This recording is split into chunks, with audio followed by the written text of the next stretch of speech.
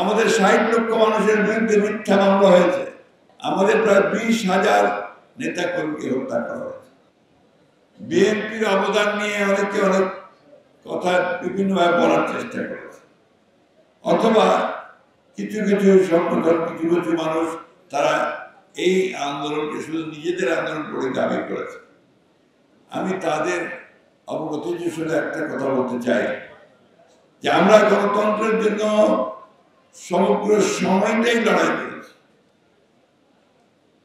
নিশ্চয়ই এই যে আজকে যেই জন্য আপনারা বসেছেন যাকে স্মরণ করবার জন্য, সেই আন্দোলন ছিল কিন্তু গণতন্ত্রের জন্য আন্দোলন, স্বৈরাচারের বিরুদ্ধে আন্দোলন, একটা গণতান্ত্রিক ব্যবস্থাকে প্রতিষ্ঠা করবার জন্যই কিন্তু তখন ছাত্র জনতা সেদিন সেইভাবে রাস্তায় নেমে এসেছিল। ঠিক একইভাবে দীর্ঘ ১৫ বছর আমরা দেশের খালেদা জিয়া তারেক রহমানের নেতৃত্বে আমরা ফ্যাসিস্টকে উৎখাত করার জন্য আমরা লড়াই করেছি, জীবন দিয়েছি, প্রাণ দিয়েছি। আমাদের ৬০ লক্ষ মানুষের বিরুদ্ধে মিথ্যা মামলা হয়েছে। এখানে খুব কম মানুষ আছে যাদের বিরুদ্ধে মামলা হয় নাই, কম মানুষ আছে যাদেরকে কোর্টের বারান্দায় বারবার যেতে হয় নাই। এখনো অনেকেই আছেন যাদের মামলা প্রত্যাহার হয় নাই, ঠিক কিনা?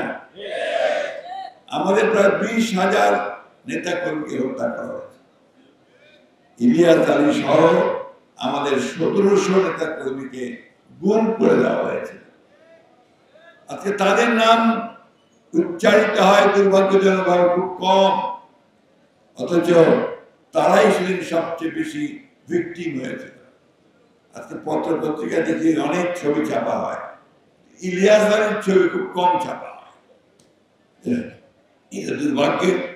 আমি মনে করবো যে আমাদের মিডিয়া এই বিষয়টাতে বস্তুনিষ্ঠ সাংবাদিকতা করবে।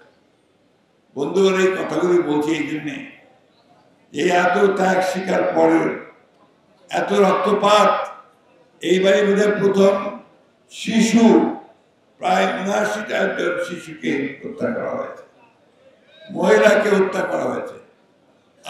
আনবিলিভেবল একটা হত্যাকাণ্ড হয়েছে।